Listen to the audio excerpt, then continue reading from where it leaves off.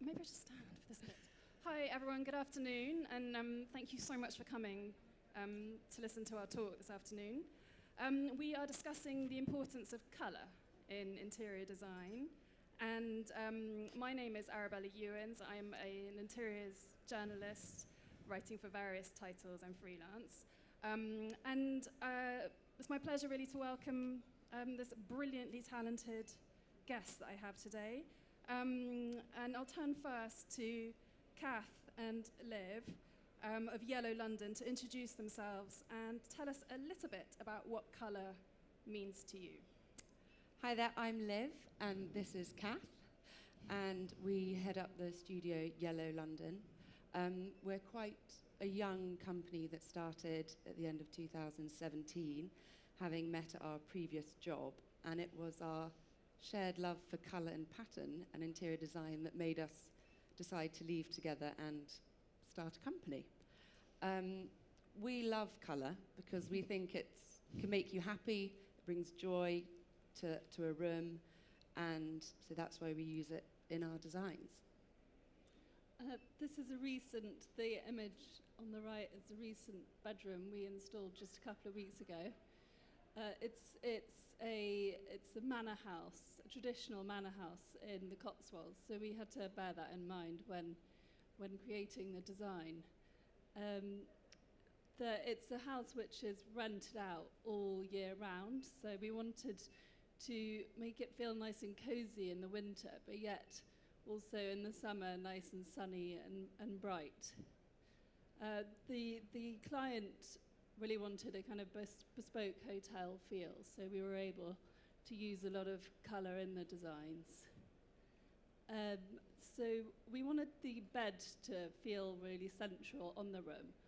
So by painting in the door with the wall, the bathroom door in the corner, we felt that we accomplished this. And then you still get the feeling of, you still get the architectural detail of the door architrave. Brilliant. Thank you so much. Rachel, you've recently described colour as both science and art. Could you tell us a bit about your practice and what you kind of mean by that? Sure. So my name's Rachel Chudley, and our practice is really based around art, and I'd say art in the broadest kind of sense of the word. I see design as completely infused with art in every way. And I think to answer the question about colour being both art and science, I think a really good way of looking at that is actually looking to nature.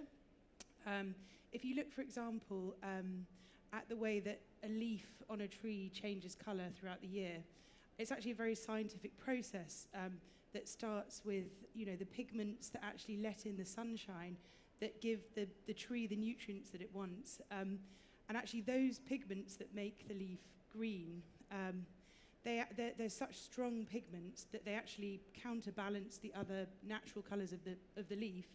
And so what you're seeing when the leaf turns to yellow and brown and you get that beautiful autumnal tone is actually a very scientific process. But of course, when you walk out into, beautiful autumn wood or, you just look at the side of a beautiful house that's covered with a kind of ivy that's changing colour, you're not thinking about the science, you're overtaken by how beautiful it is, and essentially it turns into a sort of art form, a natural art form. And for me, that is what colour is all the time. So if you look at a really amazingly made paint, it really works in a very similar way. You have to think about every pigment that's going in, how they're going to react with each other, how they're going to frame and shape the architectural space that they're going to be covering. But essentially, when the person walks into their house, they're not thinking about any of that. they're literally just thinking, wow, this is absolutely stunning. Or you hope they are. Yeah. Yeah. Yeah, brilliant. Well, thank you so much. And Tommy, I wonder if you could talk, Rachel, a little bit about the journey that you take your clients on when you're discussing colours, presumably at quite early stages, obviously, of a project that you might be involved in? Sure, and actually, you can see it in the pictures that we're looking at now, and also the image that was just before. We really try and look at so many different factors to do with the space that we're going to be going into. But also, I think one of the really interesting things for me is how we each personally conceive colour, how, the emotional attachments we hold, the things that we just instantly hate and the things that we love, what that reflects about our histories and our stories, and essentially what you can then put into a space by collecting all this information from people and sort of sponging it out into, hopefully a creative interior that they're going to love. But of course we do this in many of the traditional ways with mood boards, mock-ups, but we also really try and look around the space. So, for example, when you're choosing a colour, when you're choosing a paint colour for a space, if you look outside and you think, okay, at different times of the day, so for example, if you've got a tree right outside of the window, and the sunshine is pouring through at certain times of the day, your room is going to be filled with green because it's, the light is coming through the leaves in that way. And so there are so many different things. It probably makes it sound more complicated than it actually is, but there are so many different kind of angles to look at when you kind of first start out. But essentially, and then we really put a lot of stress onto physical samples, particularly with the paints that we use. They're highly pigmented, quite complex paints, and they dramatically change at different times of the day. So, it's sort of hard to define what colour it is. But that's what I see as a great colour anyway. But yeah. Fantastic. So you would paint up quite large sheets and have them on the walls to go through that process of the day. We do that at the very early stages, and then as soon as we've actually got access to the whole wall, we'll paint a metre by a metre, usually into a corner, because essentially the colour reflects onto itself.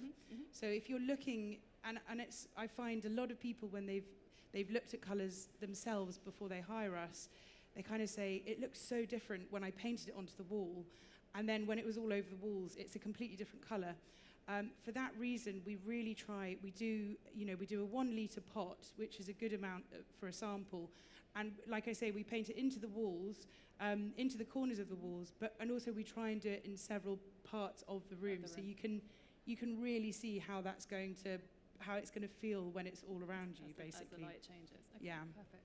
And Liv and Kath, what about you guys? I mean, you've got a very good reputation for using lots of embracing colour in your schemes. How do you take your clients, particularly those who might be a little bit hesitant about going full colour? How do you guide them through that process of choosing?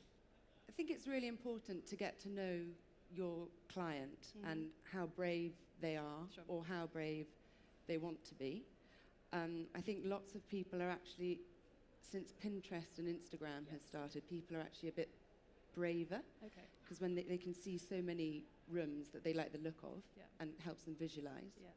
Some aren't so brave and do want colour. So this, for example, is a room where the walls are a neutral colour, and we've brought out lots of colours through the rugs, the fabrics, and the art. Okay. Or so we can do it that way, or sometimes if there are architectural attributes of the house, fireplace or panelling, we choose to bring a pop of colour through the paintwork in that area. All those details. Yeah. This, the other image is a scheme that we're working on at the moment. The client in question is an artist herself, and she really likes to use bold colours in her art, and she knew that she wanted to use them in her house as well. So the central pink paint sample you can see in that image is the wall colour, and then the blue up above it is the joinery colour either side of the fireplace. But we, of course, when you're using these bold colours, you do have to consider practicalities. And so in this instance, the pink's gonna be a gloss. Okay. So that it can reflect the natural light off the wall, and also in the daytime, and then also light from lamps in the evening, so it does give it a bit more light. And then also, of course, you know, going into a room when it's just an empty room with a big bold colour like that, it is quite terrifying. Yes, But yes. once you start layering it up with rugs, furniture, and in this case, she has lots of art because she wants to use her house as a gallery as well as her home. So that will all tone down the colours as well. And then the wallpaper, which is it's a linen from Pierre Frey. It's part of our new collection. Is we're going to have on the ceiling. She loved that. Wow. And that was I mean, that's quite traumatic. yeah. That was her kind of initial favourite wall colour. I mean, you know, part of the scheme she wanted to use. Okay. So that gave us a basis for the scheme. But it's got some really nice period cornicing in the room, so it will kind of frame the paper on the ceiling. And what colour will you go for those details? For the On the cornicing, it's actually a neutral. It's a neutral. Yeah. I was going to say I think you probably need a little bit. Yeah, exactly. I mean, So otherwise it's- it gets yeah. overwhelming, doesn't Yeah, it? exactly. Yeah. And how much of the orientation of the room would you take into account? Either of you, I don't know. You know, if it's north or south, east or west. I mean, that has a big impact on how the colour's going to perform, doesn't it? Yeah, exactly. Of course, if it's south facing, it's going to get a lot more A light. lot more light. So you can take that into consideration. Can you be definitely. braver then with colour if it's south facing, or is it not as simple as that? I think so. I think it also depends on the client as well at the course. same time. Like this particular one, really, she wanted that quite kind of Cosseted, sort of cosy. cozy Mhm. kind of hotel lobby, Yeah. like not lobby, but you know what I mean. That kind of That dark sort of look. feeling. Uh-huh. But Okay. so she was kind of happy with that. Look forward to seeing that in the flesh. Yeah, exactly. Okay, so there are sort of undoubtedly some rooms that are much more difficult than others to decorate full stop, let alone just choose a colour for. I mean, I'm a total amateur, but I find hallways, dark London hallways, a nightmare, for example.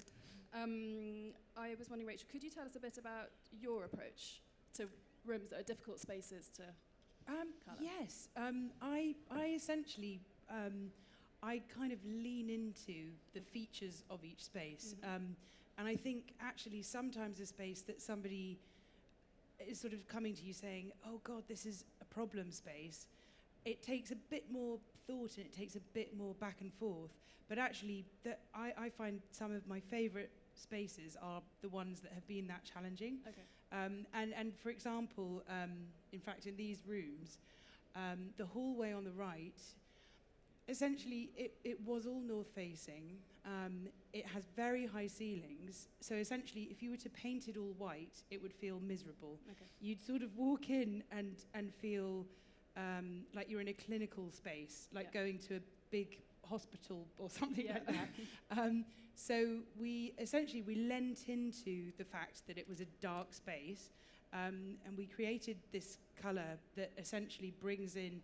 It's a warm grey. Ah. It's hard to kind of see it from a photograph, Of but course. it's actually got quite a lot of yellow in it, so that you walk in, the first thing you feel is, oh, this feels quite dramatic. So it's signalling to you that you've stepped off the street where you're kind of in normal, natural light, and Yes. everything feels kind of, this is, you know what's coming, and you're into a space where you're kind of thinking, ooh, what's next? Yeah. What are these rooms going to be like? And essentially, the rooms that come off this corridor are then they're the light-filled, south-facing rooms that then go out onto the garden. Okay. And so by contrasting this hallway with those rooms, you're essentially accentuating the feeling of going, wow, I'm in this big open space. And for these clients, they wanted that big open space to be their kitchen. So that you just got this feeling of like ultimate sort of calm and serenity when you walk in there, and light and air. Yes. And again, that's a great kind of, there's a great comparison with that. And well, I mean, I try and reflect nature in most of my work if I can. And, it's almost the comparison you could make is walking through a wooded area.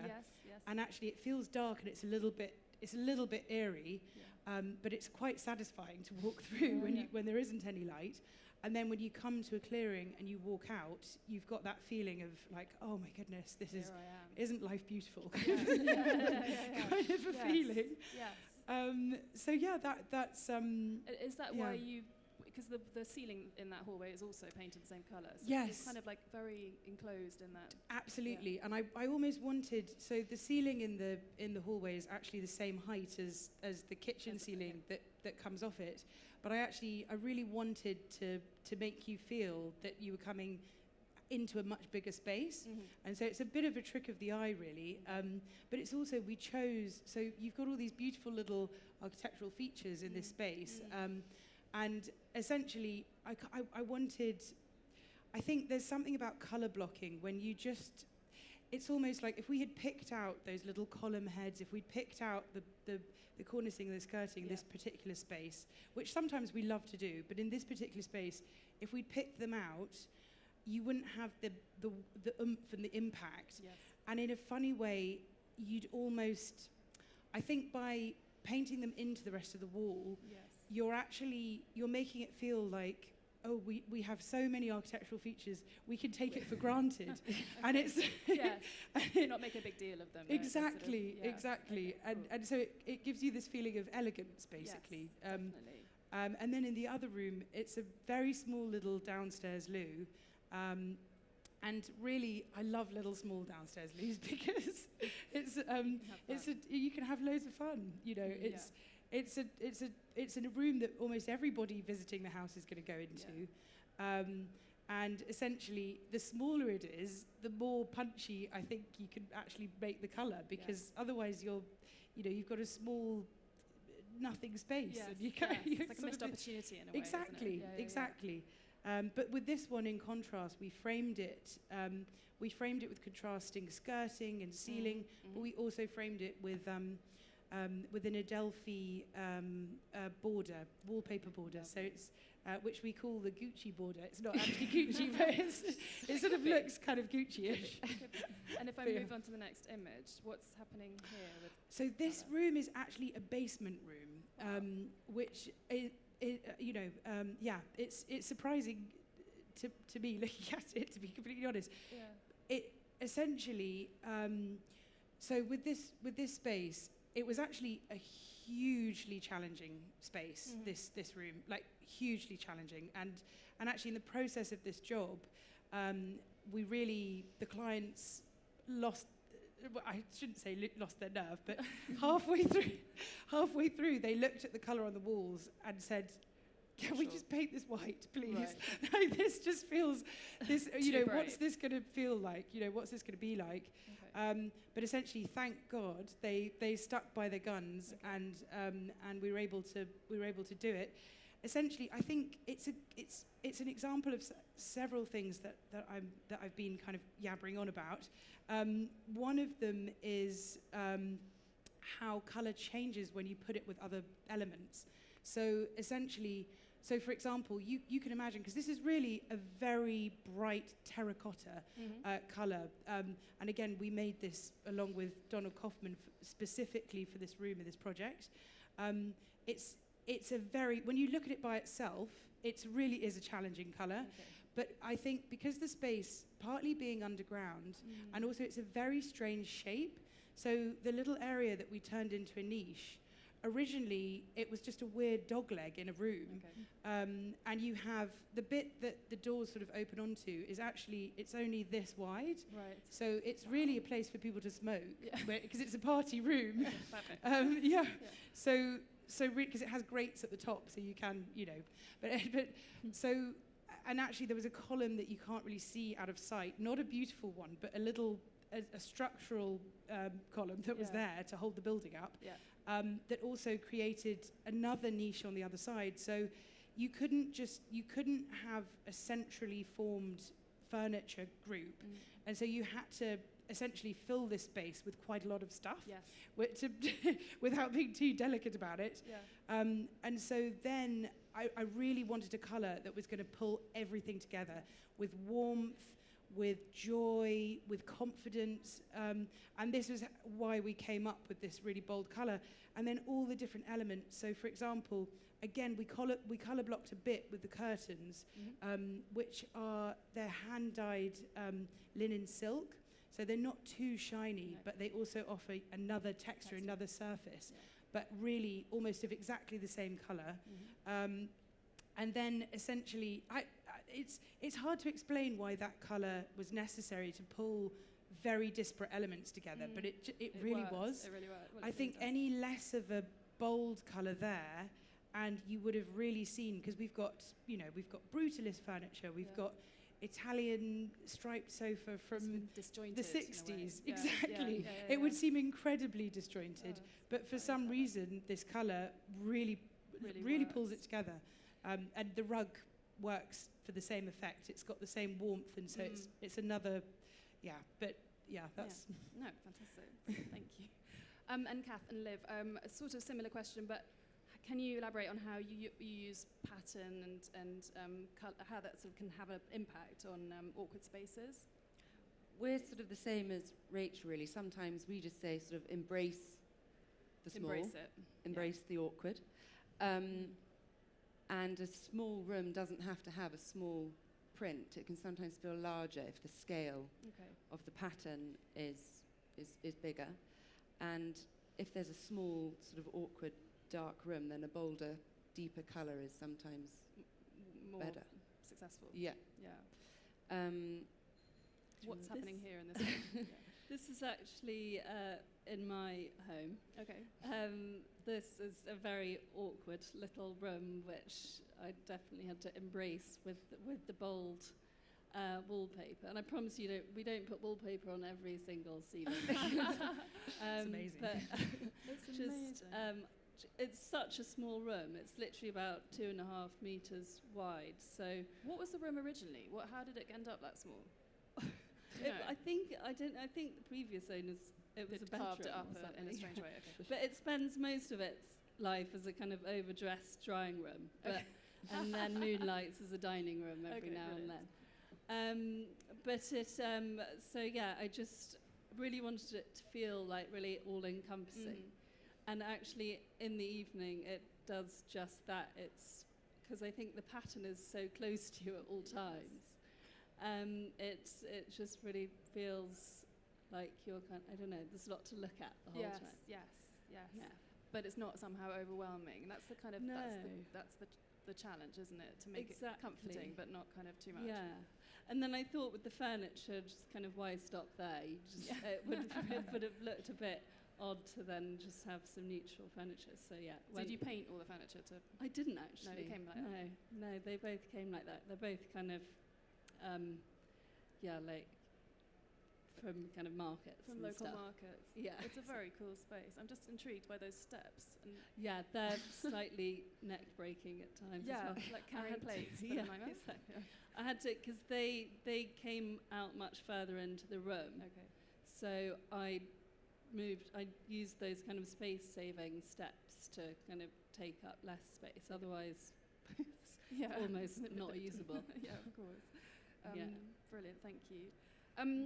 So, I mean, from what you've all been saying today, and we know anyway because you've just looked around Decorex, but we've clearly moved away, haven't we, from the sort of age of beige, thank God.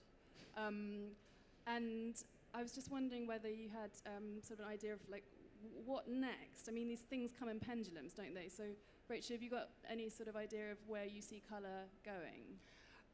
Well, I personally, I think it's a continually round circle, and I think, I mean, for us, I'd say, I think if people think of our work, I think if that's happening, they're thinking of the more colourful spaces, they're thinking of the more bold spaces, but actually we take just as much joy and find just as much challenge with light-filled beige spaces, white spaces, touch of pink spaces, which you can see here.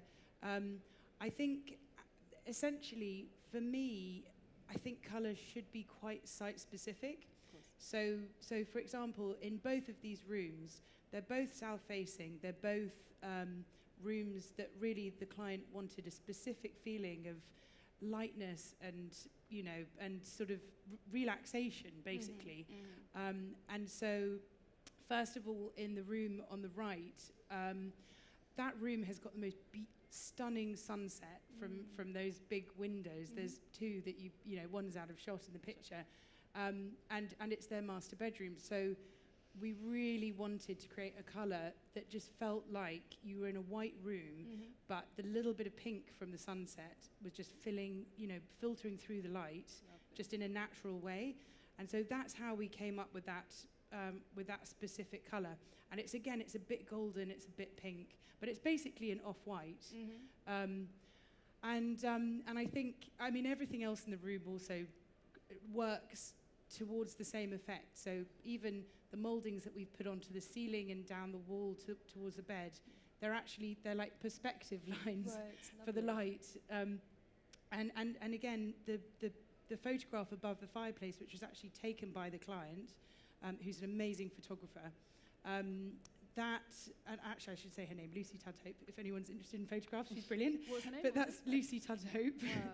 But so that again, it's reflecting this idea of an open vista and the calmness that you would feel lying in your bed looking at that scene. We wanted to sort of continue that through. And then with the room on the left, so this colour, actually the client really wanted a white in that room. It's full of light, but I basically convinced them to go for a biscuity beige. And I think basically, again, you know, for example, if you're in a gallery, white is amazing because you're only looking at one thing at a time.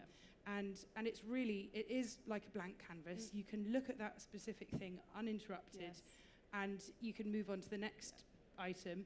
But in this space, it's a very used living room upstairs, and so within that, I needed something just with a little more depth than bright white, but that would also still reflect the light around, and that's why we came up with this sort of biscuity beige.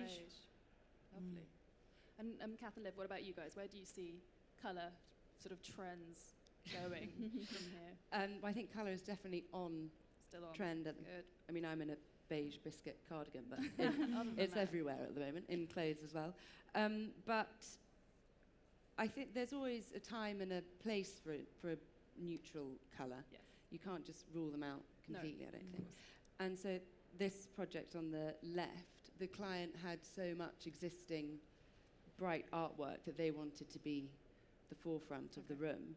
So for this one, we chose a pale grey, which I think is actually our only ever grey wall. Anyway, but all the artwork just pops right off it, and then we did the furniture and everything to go with that. But then also on the flip side, on the right photo, this bathroom is quite dark, and it's all the windows are trees right outside. So went for a green gloss, and to me, the artwork pops out just as much as the grey wall. Yes.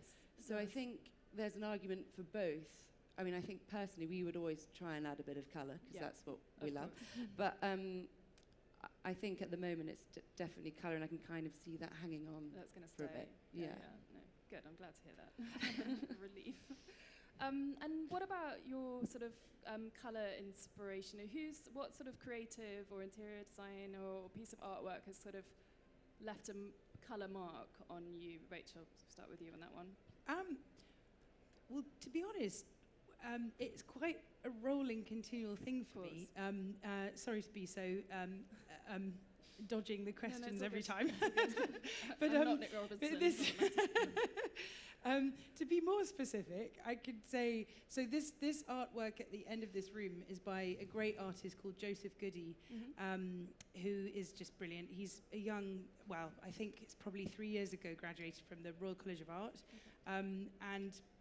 And he's really, his style, it sort of evokes like abstract expressionism that, you know, goes back to that sort of time in a way, but in quite a contemporary modern way. And essentially with this room, we really wanted to, we didn't necessarily start from the painting, but it was right in our kind of plans from the very beginning. And so you can see that I don't want to compare myself too much to him because that would be horrific, but essentially if you think about the way that he's framing his artwork with these different colours, we wanted to pay homage to that inside the room. Mm-hmm. So we chose, you can just see like a little hint of it on the far left. The skirting is Yes. quite a kind of tealy blue, Yep. and that runs through the room. And then the lampshade as well, quite. yes, yeah, exactly, like a little punctuation Mhm, mark, mhm. and then sort of at what could be kind of an awkward height, Yeah. and that's why we chose it to sort of create some interest. We then, changed the colours from pink to green, Mhm. and so we basically we wanted to reflect what he was doing in the room, but in quite a subtle way. I think we always try not to just pick out the exact colours from painting and just bring them in, because I think it's more interesting to find colours that accentuate it. But I think also, in the worst cases, you look at a painting and it looks like it has a hole in it because the colour is the same behind. So you've got to think about what can we're secondary to this artwork that the client loves. So what do we do in this room to really pull it out To celebrate it. and yeah. celebrate Mhm. it? Yeah, Okay. exactly. Brilliant. Well, you've done a great job. And what about you guys? Who is there a room or an artist or someone who's inspired your love for colour? Well, for me, I love the Soane Museum in Holborn. Yes. That's where I was from. John Soane was, really at the forefront of his architecture was a lot of light and colour. Yeah. This room is one of my favourites. It's the library / dining room, and he used coloured glass in almost every Okay. door, window, and skylight in the building. Mm-hmm. And Can we see any here? No, we can't see any here. typically, probably not. But you can see he also used a lot of mirror. There's mirror kind of in that top right-hand Yeah, corner I to can see use it. Mhm. reflections of the light as well. But when it was being built, which was at the end of the 18th century, it was obviously no electricity at that time, so natural light was really important. Yes, of course. So there was a lot of he used that quite a lot. In this room, there is the Pompeian red and bronze green, which I think is kind of similar to effects that a lot of designers are using at the moment, picking out bits of the architecture and contrasting colours. Yeah. But it's such a great building, and there's surprises in every There's room. so and much to learn. yeah, isn't there? in the private room, like where they lived upstairs, Yeah. it's still kind of as it was, Yeah. the original wallpapers, and it's like Oh, it's I such love a that special kind of space. thing. But yeah, and I just think that colour can kind of create a memory or evoke emotions, or just grab your attention. So Yeah. I think, and this definitely I definitely had those. Sort of left a mark on you when Yeah, you first saw exactly. it. How old were you when you first went there? Do you remember? Not Not that long ago. No. I mean, probably about 30 or something. Yeah, but it left a kind of impression. Yeah, exactly. Yeah, fantastic. Yeah. Brilliant. Well, thank you very much. I think we've probably got a bit of. Are we doing all right for time? Yes. We've got some time for any questions that anyone would like to pose to the panel. Anything at all about colour? Yes, Elizabeth. Do you want the microphone?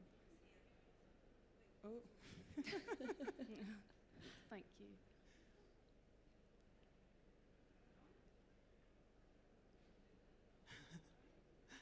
Hello? Oh, yes. It's to all of you, but specifically to Rachel. How many pigments actually go into these custom colours that you create? So basically, we work with a paint maker called Donald Kaufman Colour, who also, hands up, is my father-in-law. Very, very fortunate for that. And I've learnt such a tremendous amount from him. He's been making paint for some of the most important architectural buildings, I'd say of the 20th century. He's at 85 now. And he's an abstract expressionist artist, with his. Sorry, I'm going off on one, but I'll No, continue. it's all interesting. It's It's all good. with his, his work from the 70s is in the permanent collection of the Met and the Whitney in New York. So he's coming from an artist perspective. So basically, the paint that we make in collaboration with Don, I'd say something like between 12 and 15 pigment jars go into making one of these colours. And if you think most really good, reputable high street paint colours have about 3 pigment jars, because they use more colours like umber, which essentially give a kind of depth to the paint colour. Whereas with Don, because he's using a kind of full spectrum of colour, and it's the way that he's coming at colour and light in both his artwork and then the colours that he's creating. You get this, it's a kaleidoscope within a little pot that then basically really changes throughout the day, and as the light goes through it, you can see like a million things. I mean, it's very beautiful, but yeah. It's like a sort of artist's palette. You can imagine an Yeah. artist's palette and all of Exactly. those colours going in. Exactly, and it looks like that when you actually put the pigment into the jar. Yeah. Because sometimes we've got the paint machines and everything now, so it's a bit more automated. Of course. But when we first started working with him, he'd be sending us pigments from New York, and we'd be mixing these things, literally like a bit of this and a bit of that. And you kind of, once you see the bottom of the pigment jar before it then goes into the base of paint, it literally, you could look at the bottom and it is like it's like a sort of kaleidoscope, or like a kind of Just artist taking it off the palette. thing. Yeah. Yeah. Cool. Yeah. Fun. Anyone else like to ask anything? Yes, over.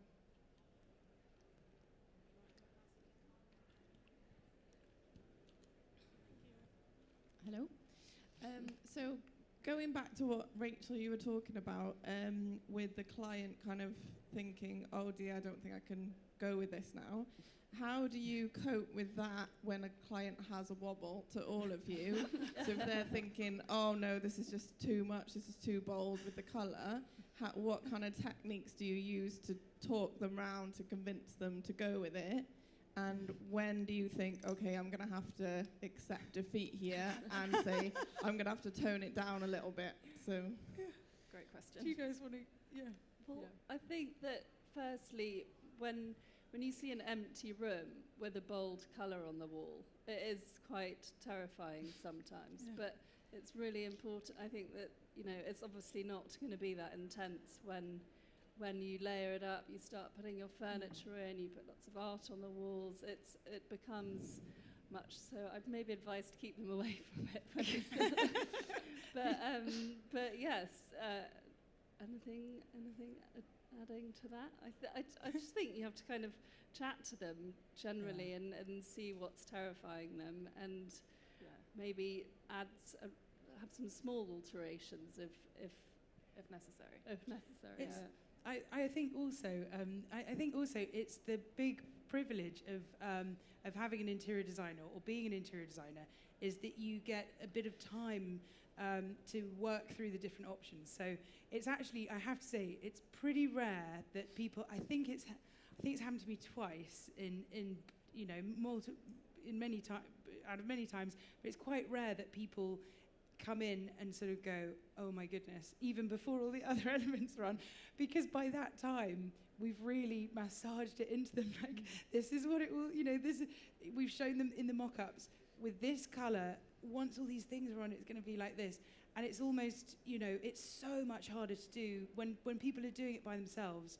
It is so much harder because you kind of, I guess, the interior design process, we take our time, and so the clients have that.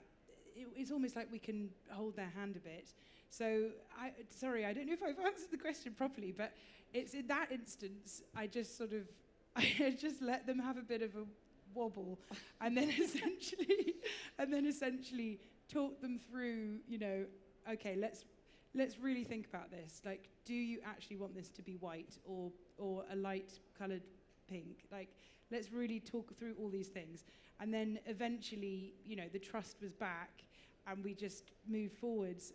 But yeah, it's so rare because, like I say, by that time you've put in most of the legwork. And they've already said, oh no, I don't like that at all, when they've seen it in a mock-up or with physical samples. I always think you kind of want people to have as many of those I don't like that reactions early on, because they're actually being honest with you. Quite often people sort of say, oh yeah, that's great, and actually, you know, they haven't quite kind of, I suppose they haven't quite imagined, no, this is going to be in my house. It's not just, does it look nice as a kind of pretty picture in front of me? It's like, I'm actually going to have to live with this. So we try and take them through worst case scenarios as much as possible before the paint goes on the wall. But sometimes the paint goes on the wall, they don't like it. Yeah. That's great. I think we've probably got time for one more question, if anyone else would like to pose anything at all. But if not, I've got a question. Another one. Desert island colour. Anyone? Like a colour, if you just had to choose one pigment, something, one colour, that you know, what was it going to be? Sorry. That's so hard. Sorry. I think it changes probably, but at the moment mine's probably some kind of pink. Pink, yeah. A kind of deep or pale? Not Or- too pale, Hmm. something like mid, I Okay. would think, yeah.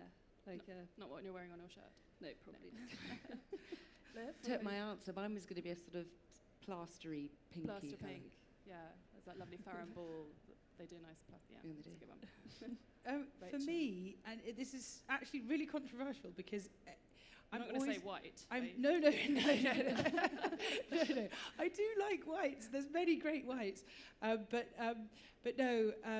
I am obsessed with purple, and the reason I say it's controversial is because everybody hates it, and I'm constantly trying to Daughter put it loves into people's houses, and they just literally cannot stand it. I've They're got, constantly loves like, no. purple. I've you got love loads of purple? lilac in my flat. I love Yes, it. purple. And of course, no one else would want to Bring use back it. purple. But what kind of purple are you talking about when you say purple? Oh, like deep, rich Like a berry. proper- There was one picture on the slide that's actually a spare bedroom in Yes. my old house. Yes, It's the I only saw room it. where I'm allowed to put purple on the walls. You were My allowed. husband wouldn't have it in a room that he's Yeah. going to use all the time. The room on the left.